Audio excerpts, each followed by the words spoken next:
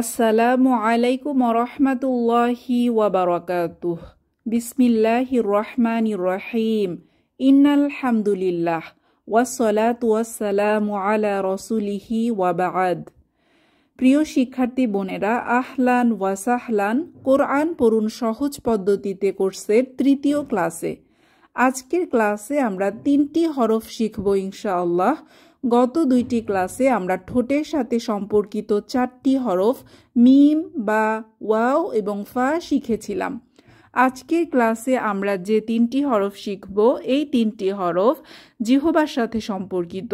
3টি হরফই জিহবার আগা থেকে খুব নরমভাবে বের হয়। তাহলে চলুন আমরা হরফ 3টির সাথে পরিচিত হই। আমরা প্রথমেই দেখতে পাচ্ছি যেই হরফটি, এর নাম হচ্ছে সা। সা হরফটি দেখতে একটি থালার উপরে 3টি ফল, অর্থাৎ 3টি ফলের মানে 3টি বিন্দু, থালার উপর 3টি ফল, এর নাম হচ্ছে সা। এরপর যে হরফটি, এটির নাম হচ্ছে রাল। এই হরফটি দেখতে জিহবার প্রান্তের মতো। জিহবার প্রান্তের উপরে একটি নুক্তা দিলে সেটি হচ্ছে রাল। এরপর আমরা যে হরফটি দেখতে পাচ্ছি, এর নাম হচ্ছে গ।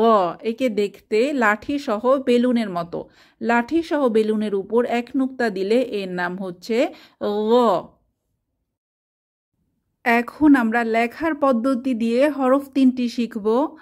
আমরা লেখার যে 12টি পদ্ধতি শিখেছি, এর মধ্যে প্রথম হরফটি আজকের আমাদের প্রথম হরফ সা। এটি যদি আমরা লিখতে চাই তাহলে আমাদের প্রথমে একটি থালার উপরে 3টি বিন্দু বা 3টি নুক্তা দিলে সা হরফটি হয়ে যায়।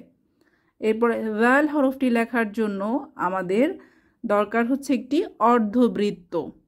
একটি অর্ধবৃত্তের উপরে এক নুক্তা দিলে রাল হয়ে যায়। এরপর গ, এই হরফটি লেখার জন্য আমাদের এই যে 10 নম্বরে যে আমরা আকৃতিটা শিখেছি জিহবা, তো প্রথমে জিহবা দিতে হয়।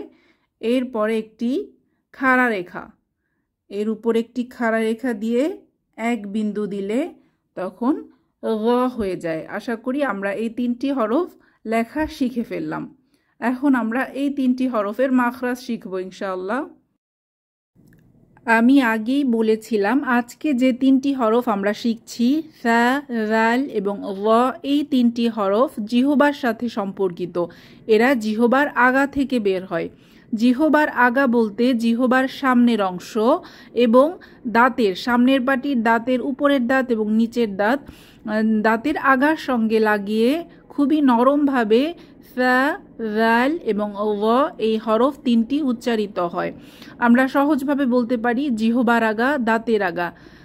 এটা আমরা বলতে পারি জিহবার আগা দাঁতের আগা, নরম আওয়াজ। এই 3টি হরফের মাখরাজ বা উচ্চারণের স্থান এক হলেও 3টি হরফের আলাদা আলাদা সিফাত রয়েছে, সিফাত বা বৈশিষ্ট্য। তাহলে চলুন আমরা বৈশিষ্ট্যগুলো জেনে নেই। প্রথমে আমরা সা। আমরা জেনেছি এই হরফটির মাখরাজ বা উচ্চারণের স্থান জিহবার আগা দাঁতের আগা, নরম আওয়াজ। আর এই হরফটি উচ্চারণের সময় সা বলার সময় মুখ থেকে হালকা বাতাস বের হয়, সা সা, এবং আওয়াজ পাতলা থাকে। এবং এর পরবর্তী হরফ রাল। রাল এটা উচ্চারণের স্থান বা মাখরাজও একই, তবে এই হরফটা উচ্চারণের সময় মুখ থেকে বাতাস বের হয় না। এটার উচ্চারণ পাতলা পাতলা আওয়াজে হবে। তবে এই হরফটা গ হরফটা জিহবার আগা দাঁতের আগা, নরম আওয়াজ হলেও এর আওয়াজটা হচ্ছে আওয়াজ বা ধ্বনিটা মোটা করে বলতে হবে। এটা বলার সময় মুখটা একটু গোল হয়ে যাবে এবং মোটা ধ্বনিতে, উঁচু ধ্বনিতে গ, অধ্বনিতে গ। সা এবং রাল এই দুটি হচ্ছে পাতলা হরফ, কিন্তু গ হচ্ছে মোটা হরফ। এটাই হচ্ছে মূল সিফাত বা বৈশিষ্ট্য। আশা করি বুঝতে পারলাম বোনেরা। এখন আমরা এই হরফগুলোর সংক্ষিপ্ত রূপ দেখব। আমরা পরবর্তী 15 নম্বর পৃষ্ঠায় চলে এসেছি। এখানে আমরা আজকে যে হরফ 3টি আমরা শিখেছি তার সংক্ষিপ্ত রূপ দেখতে পাচ্ছি। প্রথমেই আমরা সা হরফটির দিকে দেখি। আমি আগেই বলেছিলাম আরবি হরফ শনাক্ত করতে হয় তার ফেস এবং নুক্তা দেখে। এখানে সা হরফটি আমরা শনাক্ত করব নুক্তা দেখে। তো এভাবে আরও 3ভাবে কোরআনুল কারিমে সা আসে। যখন আমরা এক দাঁতের উপর 3টি নুক্তা দেখতে পাবো তখন বুঝবো এটি সা।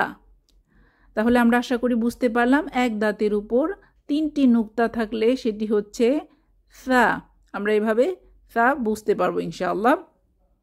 এরপর যদি আমরা জাল হরফটি দেখি, জাল হরফের সেভাবে করে কোনো সংক্ষিপ্ত রূপ নেই, কারণ জাল হরফটি পরবর্তী হরফের সাথে যুক্ত হতে পারে না, অর্থাৎ সে সংযোগ নিতে পারে কিন্তু সংযোগ দিতে পারে না। যেভাবে আমরা পূর্ববর্তী পাঠে ওয়াও হরফটি দেখেছিলাম, ওয়াও সংযোগ নিতে পারে কিন্তু দিতে পারে না। আর যেসব হরফ সংযোগ নিতে পারে কিন্তু দিতে পারে না তাদের সংক্ষিপ্ত রূপ থাকে না।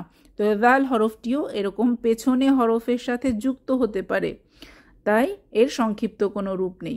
আচ্ছা, এরপর হচ্ছে ল হরফটি। এই হরফটি আমরা দেখলেই চিনতে পারবো, কারণ লাঠি সহ এরকম বেলুন, এর উপরে এক নুক্তা, এটা ল। কোরআনুল কারিমেও এই আকারেই আমরা দেখতে পাবো ইনশাআল্লাহ। তাহলে আশা করি আমরা আজকে আমাদের সংক্ষিপ্ত রূপগুলো বুঝতে পারলাম। তাহলে চলুন আমরা আজকের পাঠটি অনুশীলন করি। প্রথমে আমরা দেখতে পাচ্ছি এটি কি গ ফাতহা গ, আমরা ফাতহা বা জবর ধরে পড়ছি গ ফাতহা গ। আমরা মাখরাজ খেয়াল রাখবো ইনশাআল্লাহ। গ বলার সময় আমাদের আওয়াজ মোটা হবে, জিহবার আগা দাঁতের আগা মোটা। গ ফাতহা সা, জিহবার আগা দাঁতের আগা নরম আওয়াজে সা সা। এটা কোনোভাবেই আলিফ বা তা সা এভাবে বলবো না, সা খেয়াল রাখবো। সা জাল ফাতহা জা, এই হরফ 3টি কি সফট লেটার, নরম করে বলতে হবে। জাল জিহবার আগা দাঁতের আগা নরম আওয়াজ। জাল ফাতহা জা। গ ফাতহা গ অধ্বনিতে গ ফাতহা গ। সা ফাতহা সা আধ্বনিতে পাতলা হরফ। গ ফাতহা গ মোটা।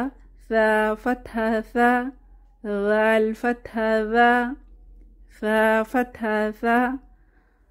এবার আমরা পূর্ববর্তী পাঠে আমরা যে হরফগুলো শিখেছিলাম তা অনুশীলন করব। প্রথমেই আমরা দেখতে পাচ্ছি ফা। ফা ফাতহা ফা, গোল মাথার উপর এক নুক্তা ফা। মিম, মাইকের মতো এই মাথাটা দেখলে আমরা মিম বুঝতে পারবো। মিম ফাতহা মা। ওয়াও, গোল মাথার সাথে একটি লেজ, ওয়াও ফাতহা ওয়া। ফা ফাতহা ফা, গোল মাথার উপর এক নুক্তা ফা ফাতহা ফা। মিম ফাতহা মা।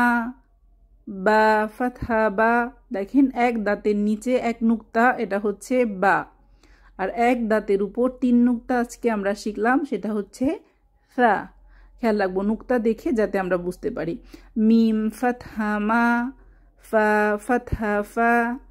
জাল ফাতহা ওয়া। বা ফাতহা বা। মিম ফাতহা মা। বা ফাতহা বা। ওয়াও ফাতহা ওয়া। ফা ফাতহা ফা। এখন আমরা এই বইয়ের 36 পৃষ্ঠায় চলে এসেছি। আমরা ধারাবাহিকভাবে অক্ষর কবিতাটি শিখছিলাম। গত ক্লাসে আমরা ঠোঁট থেকে বের হওয়া হরফগুলো 1 নাম্বার লাইনে যে আছে এখানে খেয়াল করি, এখানে আঙুলের ডগায় স্থান দিয়ে মা বা ওয়া ফা ঠোঁট থেকে বের হয়, এই লাইনটি শিখেছি। আজকে আমরা যে 3টি হরফ শিখলাম তা দিয়ে অক্ষর কবিতা অনুশীলন করি। চলুন, এখানে 2 নাম্বার সিরিয়ালে আমরা কি দেখতে পাচ্ছি খেয়াল করি। এখানে আমরা 2 নাম্বারে দেখতে পাচ্ছি ডান হাতের 4টি আঙুল রয়েছে এবং 4টি আঙুলের প্রতিটিতে 3টি করে হরফকে স্থান দেওয়া হয়েছে, অর্থাৎ এখানে মোট 12টি হরফ রয়েছে। এই 12টি হরফ জিহবার আগা থেকে বের হয়। তাহলে আমরা অক্ষর কবিতা প্র্যাকটিস করব এভাবে। মা বা ওয়া ফা ঠোঁট থেকে বের হয়, জিহবা থেকে অনেক, আগা থেকে 12টি। আগা থেকে 12টি বলে আজকে আমরা যে 3টি হরফ শিখেছি এই 3টি হরফকে আমরা দেখতে পাচ্ছি। ডান হাতের ইন্ডেক্স ফিঙ্গারে অর্থাৎ এই আঙুলটায় 3টি হরফ আছে যা আমরা আজকে শিখলাম। ফা, রাল জবরে রা আর র জবরে র। আমরা ফাতহা দিয়ে প্র্যাকটিস করছি। ফা, রা, র সবগুলোর উচ্চারণের স্থান বা মাখরাজ একই। তাহলে আমরা কিভাবে বলবো? মা বা ওয়া ফা ঠোঁট থেকে বের হয়, জিহবা থেকে অনেক আগা থেকে 12টি। ফা, রা, র। আজকে আমরা এই পর্যন্তই শিখব। এরপর আমরা পরবর্তী হরফগুলো শিখতে শিখতে আমরা অক্ষর কবিতাটি শিখব ইনশাআল্লাহ। তাহলে আজকে আমরা আমাদের ক্লাসে মোট 3টি হরফ যা জিহবার আগা থেকে বের হয়, এই 3টি হরফ ফা, রা, র শিখলাম এবং এদেরকে লেখার পদ্ধতি শিখলাম, এদের মাখরাজ এবং সিফাত জানলাম এবং এই 3টি হরফ দিয়ে অক্ষর কবিতা প্র্যাকটিস করলাম। তাহলে আমরা আমাদের ক্লাস এখানেই শেষ করব। সুবহানাকাল্লাহুম্মা ওয়া বিহামদিক নাশহাদু আল্লা ইলাহা ইল্লা আনতা আস্তাগফিরুকা ওয়া আতুবু ইলাইক। আসসালামু আলাইকুম ওয়া রাহমাতুল্লাহি ওয়া বারাকাতুহু।